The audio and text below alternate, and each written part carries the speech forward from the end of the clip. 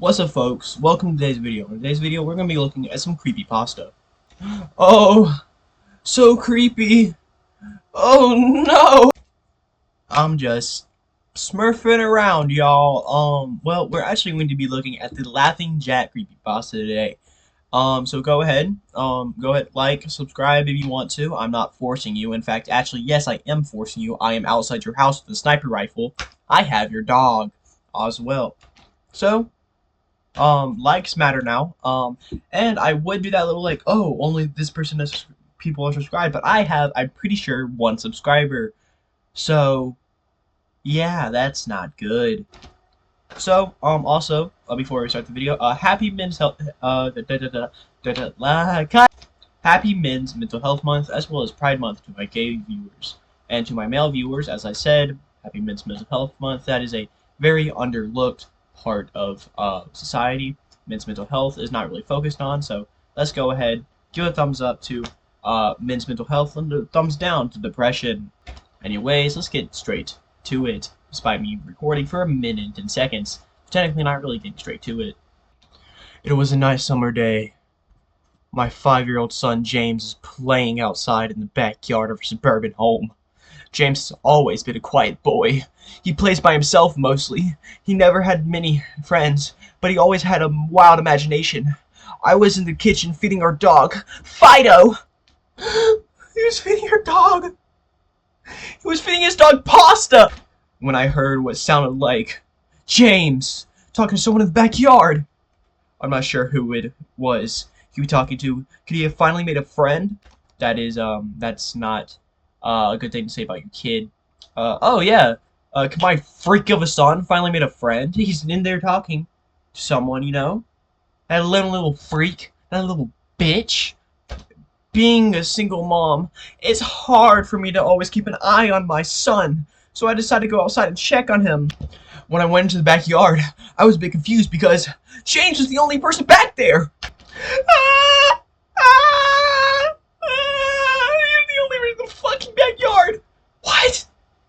I'm so scared, man. I need my blanket.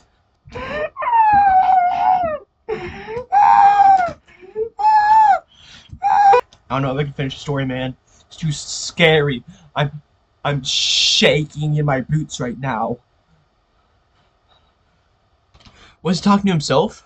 I could have sworn I heard another voice. James, it's time to come inside, I called out to him. He came down at the kitchen table. It was about lunchtime. Oh my gosh, I'm so scared. What if they're eating pasta? So I decided to make him a turkey sandwich. Oh, thank God, it's a turkey sandwich. I was horrified it was gonna be pasta. I hate pasta. James, who are you talking to out there? I asked. James looked up for a moment. I was playing with my new friend, he said, smiling. I poured him some milk and continued to pry as any good mother would do. Does your friend have a name? Why didn't you ask him to have lunch with us? I asked. James stared at me for a moment before replying. His name is Laughing Jack. I just pissed myself. But at least it wasn't pasta. I was a bit taken aback by what he had said. Oh, that's a strange name. What does your friend look like? I asked, a bit confused. He's a clown. He's a clown. He has long hair and big swirly cone nose. He's got long arms and baggy pants with striped socks, and he always smiles. I realized my son was talking about an imaginary friend. I suppose it is normal for his age to have imaginary friends, especially when he has no real kids to talk to play with. It's probably just a phase. So, this kid's a loser, is what I'm picking up from this. I'm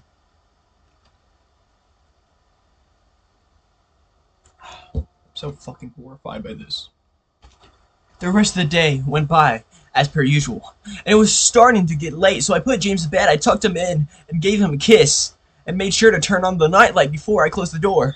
I was pretty tired of myself, so I decided to go to bed. Not long after, I had an awful nightmare. It was dark. I was in some kind of rundown amusement park. I was scared, running through the endless field of empty tents, broken down rides, and abandoned game huts. The whole place had a horrible look to it. Everything was black and white. The prize stuffed animals all hung from nooses in the game huts, all with sick grins stitched on their faces. Not emo stuffed animals! That's worse than pasta! It felt like the whole park was looking at me, even though there wasn't another living thing there in sight. Suddenly I began to hear music play. The sounds of Pop Goes the Weasel being played on a squeeze box echoed through the park. It was hypnotizing. I followed its tune to the circus tent, almost in a trance, unable to stop my legs from moving forward. It was a pitch black. The only light came from a single spotlight shining on the center of a big top. As I walked towards the light, the music slowed down. I found myself singing along, unable to stop. All around the mulberry bush, the monkey chases the weasel. The monkey thought 'twas all in fun. The music stopped right before its climax, and suddenly the light shot on. The intensity of the lights was practically blinding. All I could see was a small, dark silhouette shuffle towards me. Then another one appeared, and another, and another. There were dozens of them, all coming toward me. I couldn't move. My legs were frozen. All I could do was watch as the haunting figures drew nearer. As they got closer, I could see they were children! Children!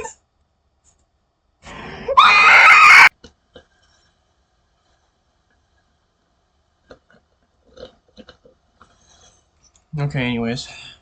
As I looked at each one, I noticed they were all horribly disfigured and mutilated. Some had cuts all over their body. Others were severely burnt, and others were missing limbs, even eyes. The children enveloped me, clawing at my flesh, dragging me to the ground and tearing inside of me. As the children tore me apart and I faded away, all I could hear was laughter. Horrible, awful, evil laughter. I woke up next morning in cold sweat. After taking a few deep breaths, I looked over and saw that a few of James' action figures were positioned facing me. On top of my nightstand, I sighed. James had probably woken up early and put these there. Now, I gathered up the toys and made my way to James' room. However, when I opened the door, James was sound asleep. I just shrugged and placed the toys back into his toy box and headed out the living room. A little while later, James woke up and I made him his breakfast. He was quiet and seemed a bit groggy. Perhaps he didn't sleep well either. I decided to ask him about the toys. James, honey, did you put the toys in Mommy's room this morning? His eyes shot up at me for a moment, and then quickly glanced down back as hearing, Laughing Jack did it. I rolled my eyes and responded, well, you tell Laughing Jack to keep the toys in your room. James nodded and finished up his breakfast, then decided to go play in the backyard. Anyways, I went to relax in the living room. And I must have dozed off, because I woke up a couple hours later. Shit! I need to check on James! I was a bit worried. It had been over 2 hours and I hadn't checked on him. I stepped out into the backyard, but James wasn't there anymore. I was getting nervous, so I called out to him, James! James! Where are you? Where are you? 'Cause I'm so sorry. I cannot sleep. I cannot breathe tonight. Just then I heard a giggle come from the front yard. I rushed through the gate around to the front of the house. James was sitting on the sidewalk. I breathed a sigh of relief, and walked over to him. James, how many times have I told you to stay in the backyard? James, what are you eating? James looked up at me, then reached in his pocket and pulled out a handful of hard candies in all colors. This made me very nervous.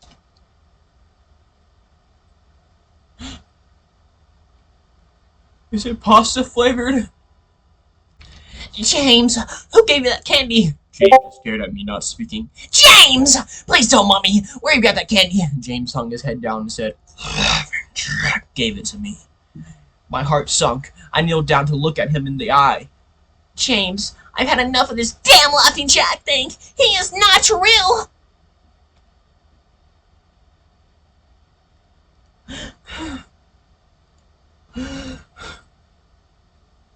Man, the only thing worse than pasta is candy. Now this is a very serious situation. I need to know who gave you the candy. I could see my son's eyes tear up. But Mama, Laughing Jack, did give me the candy. I closed my eyes and took a deep breath. James, this never lied to me, but what he's telling me is impossible. I make him spit out the candy and I throw the rest away. James appears to be fine. Maybe I'm just overreacting after all he could have gotten it from Tom and Linda next door, or Mr. Walker down the street. Either way, I'm going to have to keep a closer eye on James. That night, I put James to bed as usual and decided to go to bed early myself. Suddenly, I was woken up by a loud bang coming from the kitchen. I sprung out the bed and hurried down the stairs. When I got to the kitchen, I was horrified. Everything on the counters had been thrown on the floor. Our dog Fido hung dead from the light fixture.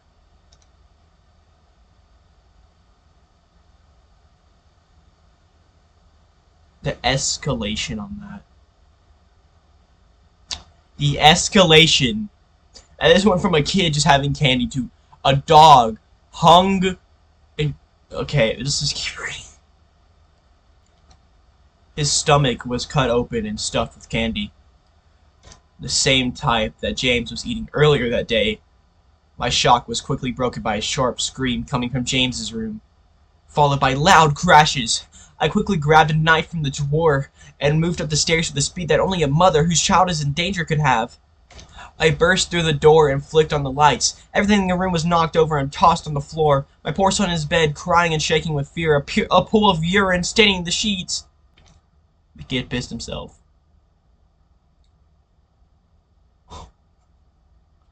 Probably saw pasta or something.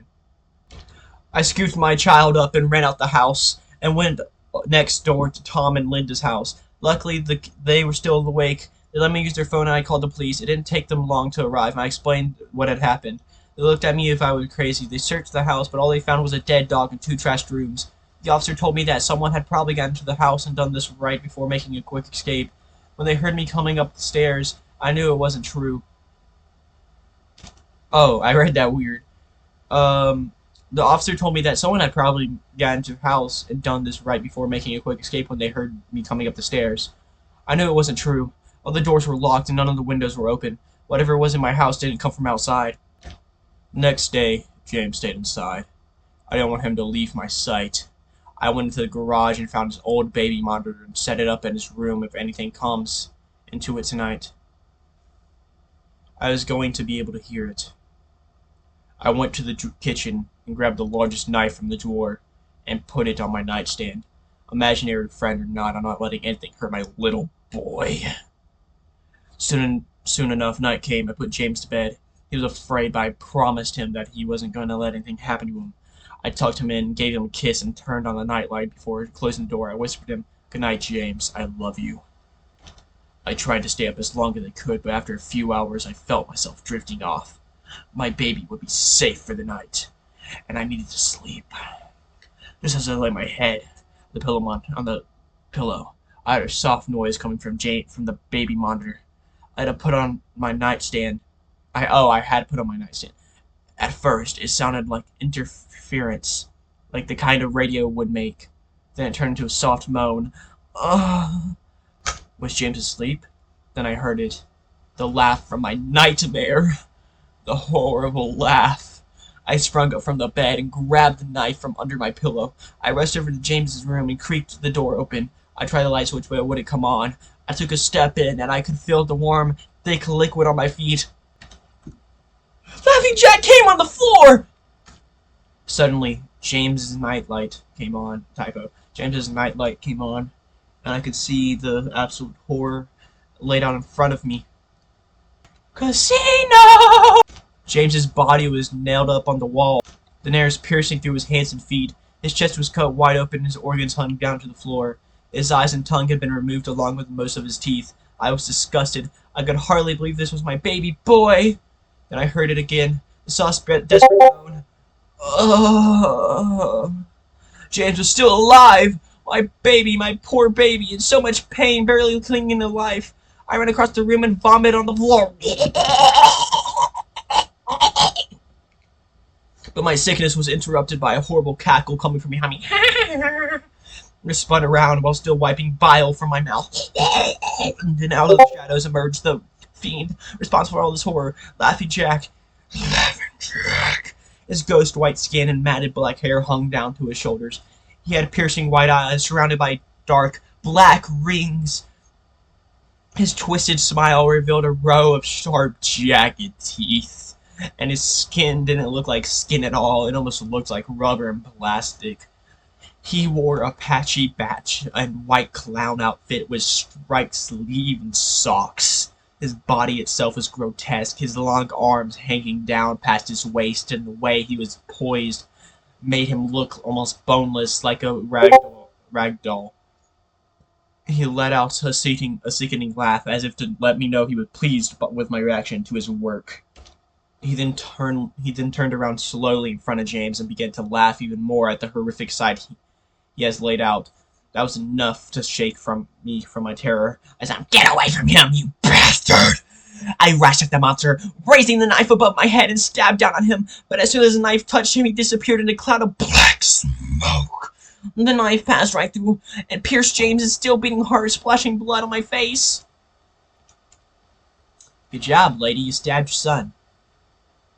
You fucking dumbass. No! What have I done? My baby! I killed my baby! I immediately fell to my knees and I could hear sirens and distance growing louder. My boy, my sweet baby boy, I promised Mommy would protect you, but I failed. I'm sorry, James, I'm so sorry. Police soon arrived to find me from my son, still wielding the knife covered in my baby's blood. The trial was short. Insanity, I was placed in the... What the fuck? Pharaoh Palace? The Pharaoh Palace House for the Criminally Insane. Okay then, where I have been the past 2 months. It's not so bad here. The only reason I'm awake now is because someone is playing Pop Goes the Weasel outside my window. I'll talk to the orderlies about in the morning. This ending was so horrifying. I need to change of pants. Well, anyways, at least Pasta didn't show up. Remember, if you type Pasta in the comments, I will find you. Well, anyways, that's probably it for today's video. I hope y'all liked it. I enjoyed just reading and recording my reactions that are totally real and totally not exaggerated in the slightest, and totally feelings that I totally felt while reading this totally real story that is totally well written and totally has really well developed characters that I totally actually thought was a good story and I totally think should be developed in the movie. So anyways, totally subscribe, totally like, and totally hit the notification bell, and totally don't murder Samantha.